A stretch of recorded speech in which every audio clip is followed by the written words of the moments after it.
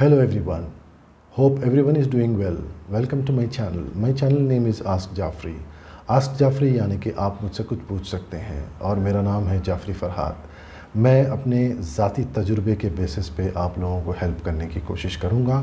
मैं कोई एक्सपर्ट नहीं हूँ, मैं किसी तरीके का कोई दावा नहीं करता हूँ कि आपका प्रॉब्लम 100% सॉल्व होगा, लेकिन ज़रूर मैं कुछ ना कुछ सोल्यूशन आपको दे सकता हूँ जिसके बलबूते पे, जिसके बेसिस पे आप आगे अपने प्रॉब्लम को सॉल्व कर सकें।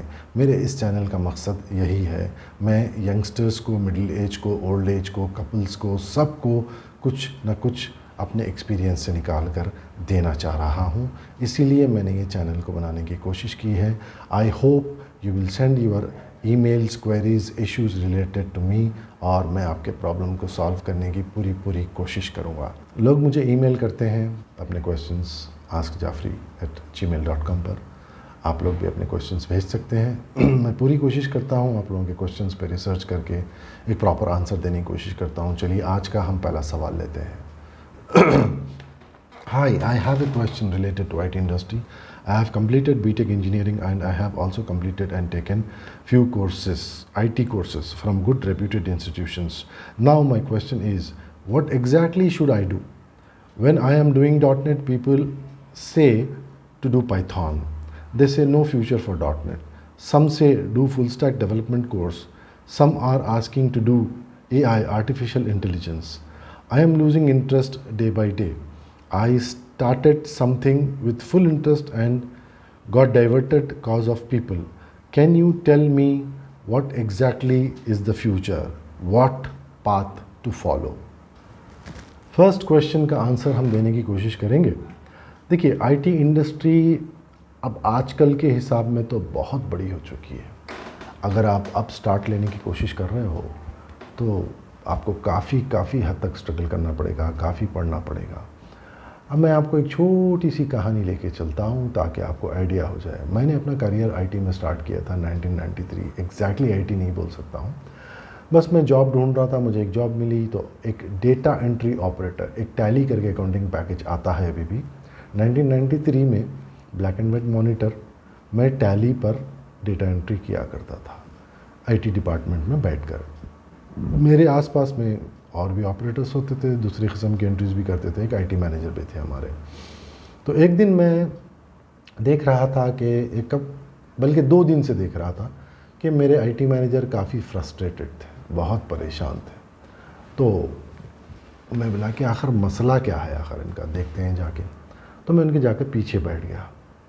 पीछे बैठकर मैं गौर करने लगा। वो कोडिंग कर रहे थे। हम तो कुछ नहीं जानते थे कोडिंग के बारे में, हमें तो कुछ भी नहीं आता था कोडिंग।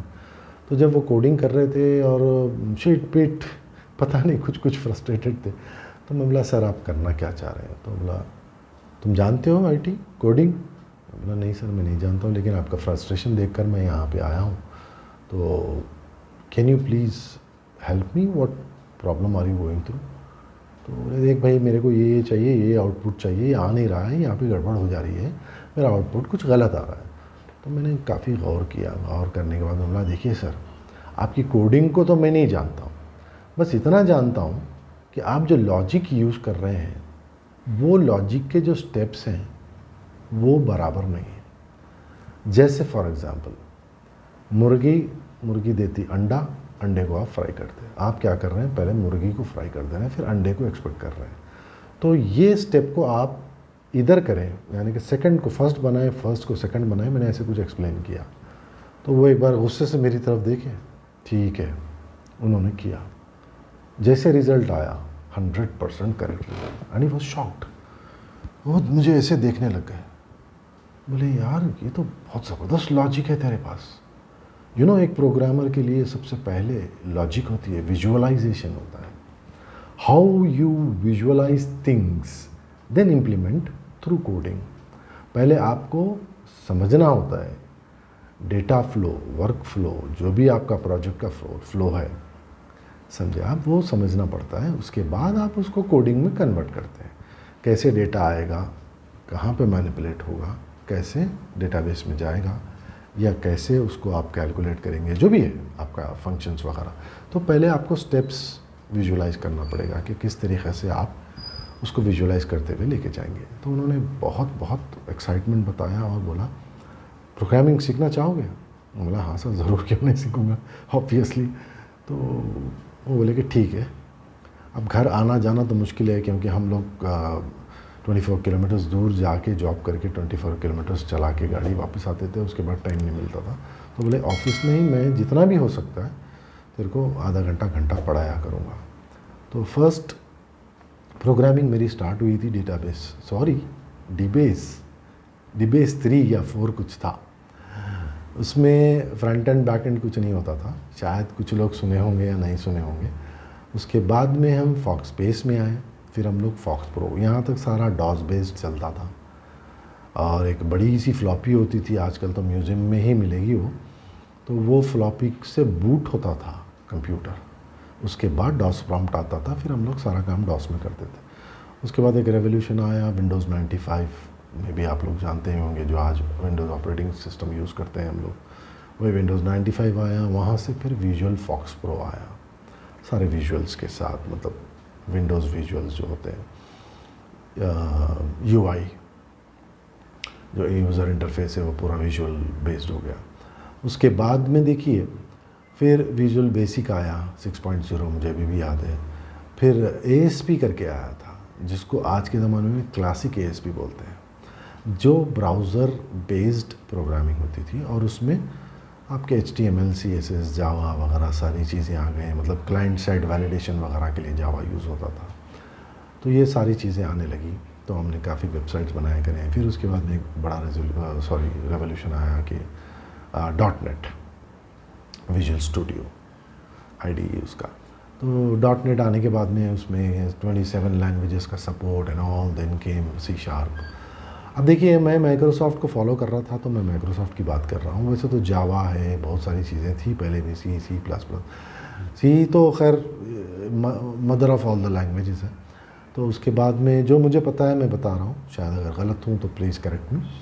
तो ये तमाम जर्नी होते होते होते समझिए आज का जो दौर है उसमें क्या हो गया है कि फुल स्टैक डेवलपर, यानी कि फ्रंट एंड भी कर लो, बैक एंड भी कर लो, डिज़ाइनिंग भी कर लो, डेटाबेस डिज़ाइनिंग भी कर लो। पहले क्या होता था, सारे सेपरेट लेयर्स होते थे। डेटाबेस का एक अलग एडमिनिस्ट्रेटर होता था, फिर आपके कोडिंग बैक एंड अलग होती थी, फिर फ्रंट एंड वाले अलग होते थे, डिज़ाइनर्स अलग होते थे, HTML CSS जावास्क्रिप्ट वाले अलग होते। अभी क्या होगा, फुल स्टैक, यानी कि सब कुछ आपको करना है। तो फ्रंट एंड में कुछ और टूल्स आ गए हैं, गूगल की तरफ से एंगुलर आ गया, फेसबुक की तरफ से आपके रिएक्ट आ गया है। तो ये इसमें कुछ ज़्यादा वो नहीं होता है, बस थोड़े से टाइम में सीख ले सकते हैं आप। वही HTML CSS जावास्क्रिप्ट का यूज़ होता है, वही थीम्स वगैरह आप टेम्पलेट्स वगैरह डाल के इसमें फ्रंट एंड डिज़ाइन करते हैं। सर्विसेज यूज़ करते हैं, सर्विसेज यूज़ करके आप API को कॉल करते हैं, वेब API एक ऐसा होता है जिसमें आप लिख कर कोई भी लैंग्वेज में आप उसको जब API में कन्वर्ट करते हैं तो वो किसी भी प्लेटफॉर्म पे कॉल कर सकते हैं आप, कोई भी ऑपरेटिंग सिस्टम पे चलेगा। तो इस तरीके से ये चीज़ें, टेक्नोलॉजी आगे बढ़ते बढ़ते इस मुकाम तक पहुंची है कि अब अगर कोई बंदा स्टार्ट लेना चाह रहा है तो it will take time. HTML सीखो, CSS सीखो, जावास्क्रिप्ट पे एक्सपर्ट हो, तो तब जाके बंदा कुछ बन सकता है। तो एटलीस्ट 2 साल लग जाएंगे, और 2 साल तक आपको ऑर्गेनाइजेशन में, कोई भी कंपनी में काम करना पड़ेगा, कम सैलरी पे, जो भी है, जैसे भी है, जैसे आप एक्सपीरियंस हो जाओगे। लेकिन अपडेट्स आपको आते ही रहेंगे, अपडेट्स इतने आते हैं, इतना सीखना पड़ेगा। 6 आएगा, 7 आएगा, एंगुलर 11 आएगा, एंगुलर 12 आएगा, फिर क्लाइंट डिमांड करेगा कि मुझे रिएक्ट में चाहिए, और रिएक्ट उसका डिमांड है, तो रिएक्ट सीखो। फिर रिएक्ट में नया वर्जन आ जाएगा, फिर वो बोलेगा मुझे मोबाइल एप्लीकेशन भी चाहिए, जो कि रिएक्ट में मोबाइल एप्लीकेशन भी बनता है, नेटिव ऐप्स बना सकते हैं आप रिएक्ट के थ्रू। तो इस तरीके से काफ़ी चीज़ें हैं। तो मैं एक्चुअली आज के एपिसोड में आपको एक नई चीज़ के बारे में बताना चाह रहा हूँ, उसका नाम है prompt engineering. I don't know how many people like coding, how many people want to go through all these things. आप अपना करना चाह रहे हैं तो फुल स्टैक डेवलपमेंट कर सकते हैं, there are so many resources out there. But आज मैं कुछ नई चीज़ बताना चाह रहा हूँ जिसका नाम है प्रॉम्प्ट इंजीनियर। प्रॉम्प्ट इंजीनियर वो होता है जो AI आर्टिफिशियल इंटेलिजेंस से जो बॉट्स BOTS बने होते हैं उन पर अपनी क्वेश्चन क्वेरी भेजकर रिज़ल्ट लाता है। जैसे मैं सिंपल से लिखूंगा कि let me know 10 dog names, ChatGPT पे मैंने टाइप किया तो मुझे रिज़ल्ट मिलेगा। लेकिन ये जो टाइप करना है इसको प्रॉम्प्ट करते हैं, जहाँ पे कर्सर ब्लिंक होता है। तो प्रॉम्प्ट जितना अच्छा होगा, जितना डीप होगा, जितना टेक्निकल होगा, you can expect answer result from the bot in that proper accurate way. I hope समझ आया होगा आप लोगों को कि प्रॉम्प्ट इंजीनियरिंग का मतलब है जो प्रॉम्प्ट्स डिज़ाइन करता है उसको प्रॉम्प्ट इंजीनियर बोलते हैं। ये बहुत कंफ्यूजिंग टर्म था, मुझे भी काफ़ी टाइम लगा रिसर्च करने में, समझने के लिए। तो ये प्रॉम्प्ट इंजीनियर का जॉब क्या है? You don't need any technical qualification, you don't need any coding experience. आपकी इंग्लिश और एक कोर्स है इसका, ऐसा नहीं है कि आप कुछ भी टाइप करें, वो तो जनरल आदमी कोई भी टाइप कर सकता है। तो आप एक कोर्स सीखना पड़ेगा आपको, उसके बाद में आप काफ़ी तरीके से पैसे कमा सकते हैं। जैसे for example selling prompt templates, selling automated scripts, building customized AI solutions and tools for your clients, build an API AI related and sell it on marketplace। ऐसे कई तरीके हैं जो आप अपना कोर्स करने के बाद में बना के बेच सकते हैं चीज़ें। अब मैं बात करूँगा कुछ रिसोर्सेज जहाँ पे जाकर आप और डीप नॉलेज हासिल कर सकते हैं इसके ताल्लुक से। प्लीज़ एक पेपर पेन ले लीजिए और इन वेबसाइट्स को नोट करिए। काफ़ी रिसर्च करने के बाद में मैं यहाँ पहुँचा हूँ। यहाँ पर जाकर आपको और भी नॉलेज और सीख सकेंगे आप लोग।